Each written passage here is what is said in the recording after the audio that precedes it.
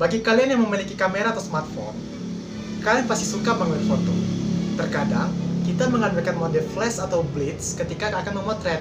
Lalu, lampu flash dengan segera menyala saat menekan tombol potret. Hal ini dikarenakan flash dalam kamera mendapat energi secara cepat oleh kapasitor. Apa kapasitor itu? Penasaran? Mari kita belajar bersama.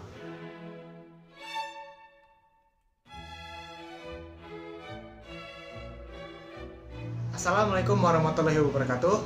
Tabi pun. Perkenalkan, nama saya Alfat Asadulusut, kelas 12 4 absen 3. Teman-teman, bagaimana kabarnya hari ini? Semoga teman-teman selalu dalam keadaan sehat walafiat. Materi hari ini adalah kapasitor. Sebelum kita memulai materi, ada baiknya kita berdoa terlebih dahulu. Berdoa menurut kepercayaan masing-masing. Berdoa mulai.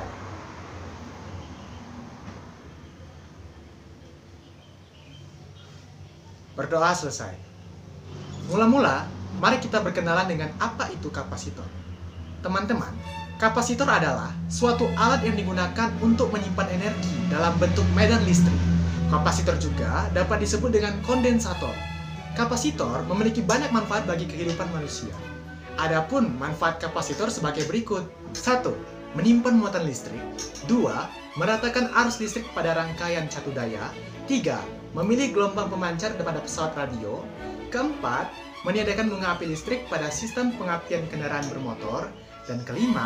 Mengubah arus bolak-balik menjadi arus searah. Nah, teman-teman, perlu diketahui bahwa dasar hukum dari kapasitor adalah hukum Coulomb, karena materi ini masih berhubungan dengan materi listrik statis. Perbandingan antara muatan setiap keping dan beda potensial dinamakan kapasitansi atau kapasitas kapasitor. Berdasarkan dasar hukum yang saya jelaskan sebelumnya, dapat kita simpulkan rumusnya sebagai berikut. C sama dengan Q per V, dengan keterangan sebagai berikut. C yaitu kapasitas kapasitor dalam satuan farad, Q yaitu jumlah muatan tiap keping dalam satuan Coulomb, dan V yaitu beda potensial dalam satuan volt. Sebelum kita masuk ke materi pembelajaran, teman-teman, pernahkah kalian mendengar sebuah alat bernama tabung Leyden? Tabung Leyden adalah sebuah alat untuk menampung listrik statis yang terjadi antara dua elektrode yang berada di dalam dan di luar tabung kaca. Tabung ini adalah bentuk asal dari kapasitor, yang lebih dikenal dengan sebutan kondenser. Tabung Leyden ditemukan oleh seorang pendeta Jerman bernama Ewald Georg von Claeys pada tanggal 11 Oktober 1745 dan ilmuwan berkebangsaan Belanda Peter van Mussenbroek di kota Leiden pada tahun 1745 sampai 1746. Penemuan ini diberi nama sesuai kota ini. Baik teman-teman, kita akan masuk ke materi utama. Mula-mula, kita akan berkenalan dengan kapasitas kapasitor. Kapasitas kapasitor dibagi menjadi 3 bagian. Pertama, kapasitas kapasitor keping sejajar. Kapasitas kapasitor keping sejajar terdiri atas 2 keping konduktor yang dipisahkan oleh bahan dielektrik. Kedua keping tersebut dihubungkan dengan sebuah baterai yang akan memberikan muatan plus Q pada keping pertama dan min Q pada keping kedua. Bisa dilihat gambarnya sebagai berikut.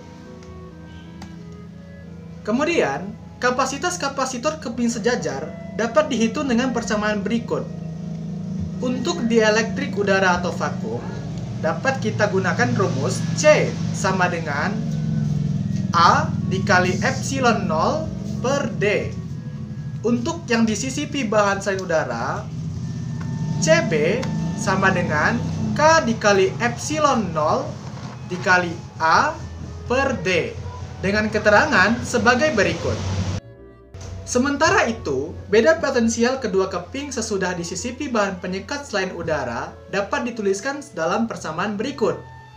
VB sama dengan V per K, dengan keterangan sebagai berikut.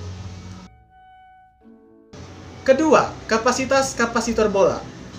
Kapasitas kapasitor bola dibagi menjadi kapasitas kapasitor bola konduktor dan kapasitas kapasitor bola terisolasi. Kapasitas kapasitor bola konduktor dirumuskan melalui persamaan berikut. C sama dengan R1 dikali R2 per K dikali R2 dikurang R1. Sementara untuk kapasitas kapasitor bola terisolasi dengan jari-jari bola konduktor luar bernilai tak hingga atau R2 sama dengan tak hingga, dan jari-jari bola konduktor dalam R1 sama dengan R, kapasitas kapasitor bola terisolasi dirumuskan melalui persamaan berikut. C sama dengan 4pi epsilon 0 dikali R sama dengan R per K, dengan keterangan sebagai berikut. Bisa dilihat, inilah gambar dari kapasitas kapasitor bola. Ketiga, kapasitas kapasitor silinder. Kapasitas kapasitor silinder dapat ditentukan dengan persamaan berikut. C sama dengan 2pi epsilon 0 dikali L per ln dikali RL per RD, dengan keterangan sebagai berikut. Lalu bisa kita lihat gambar dari kapasitas kapasitor silinder seperti ini. Kemudian, kita akan mempelajari rangkaian kapasitor.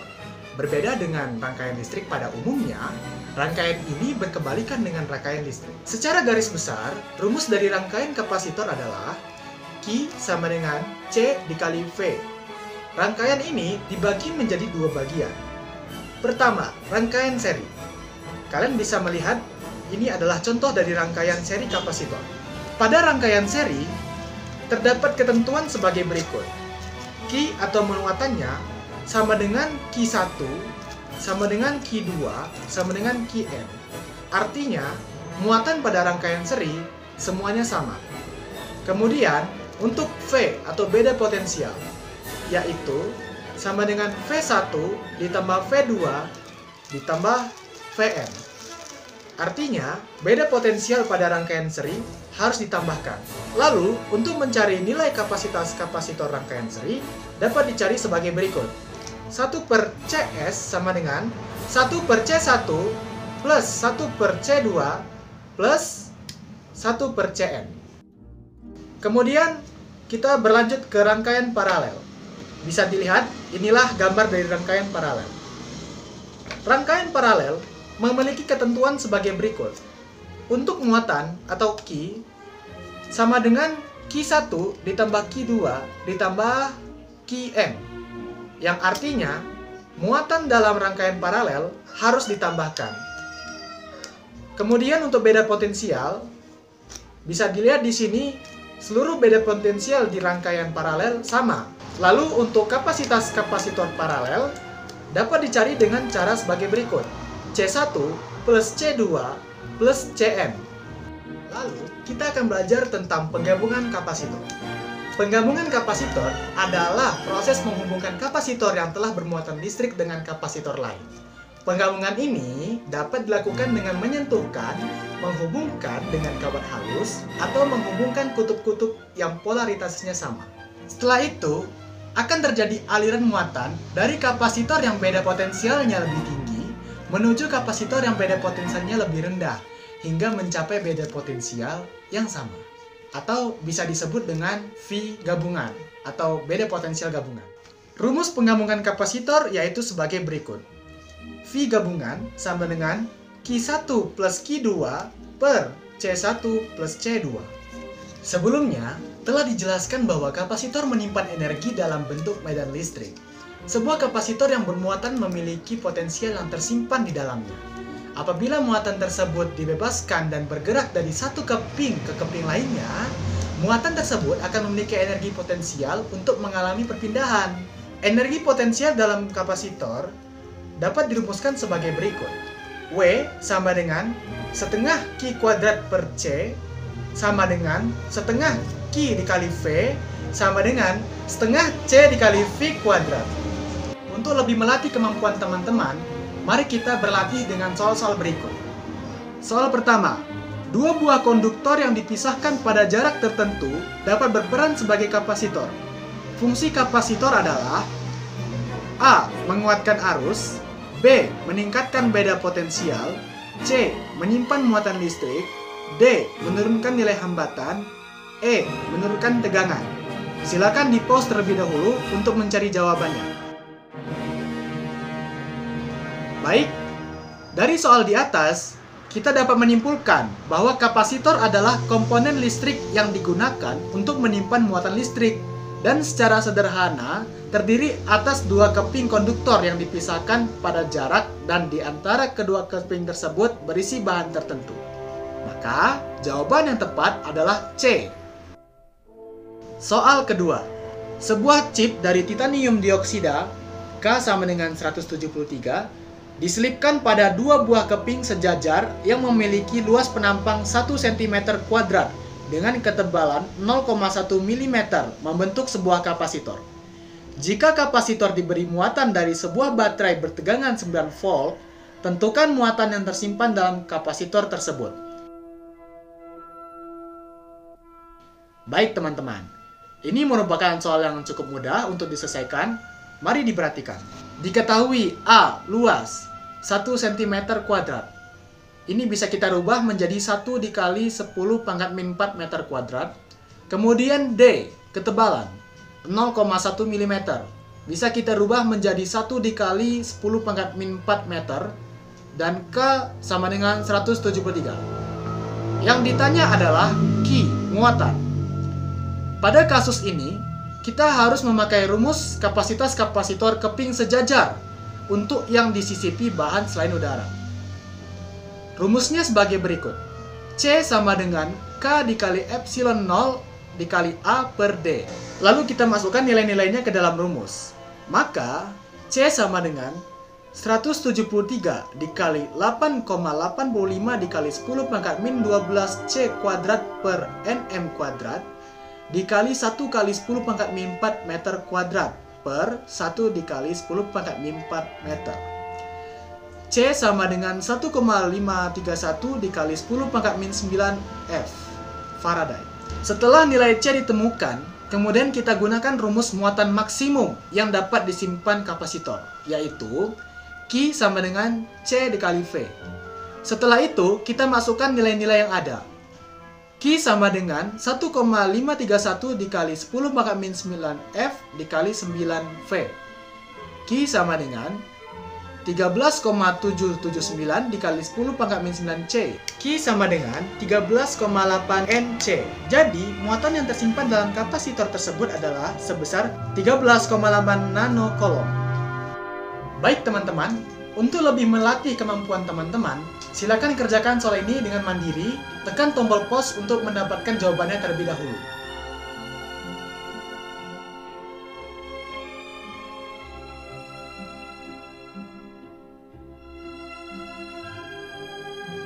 Baik, untuk soal nomor 1, jawaban yang tepat adalah D.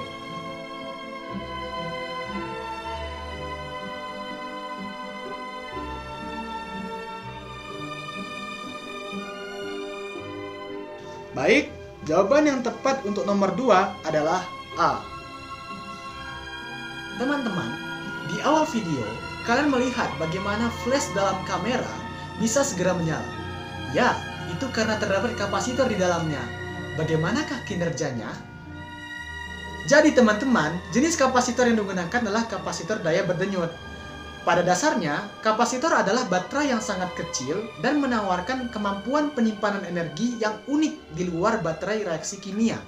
Ketika banyak daya diperlukan dalam waktu singkat, kapasitor besar dan bank kapasitor adalah pilihan yang unggul untuk banyak aplikasi. Bank kapasitor digunakan untuk menyimpan energi untuk aplikasi seperti laser berdenyut, radar, akselerator partikel, dan senapan. Aplikasi umum dari kapasitor daya berdenyut dalam blitz pada kamera, sekali pakai yang diisi kemudian cepat habis melalui blitz, memberikan arus pulsa yang besar. Teman-teman, teknologi kapasitor di kamera dan HP yang kita pakai ternyata sangat erat dengan kehidupan kita. Tanpa fisika, mungkin kehidupan kita tidak akan semaju dunia saat ini. Baik teman-teman, waktunya memulai berdiskusi. Silakan pause video ini untuk memulai diskusinya. Baik teman-teman, jangan lupa belajar dan sering-seringlah membaca buku ya. Walau pandemi terus melanda, tetapi semangat belajar kita tak boleh padam. Terima kasih telah menyaksikan. Saya berharap video ini bisa bermanfaat bagi kita semua. Saya akhiri. Wassalamualaikum warahmatullahi wabarakatuh.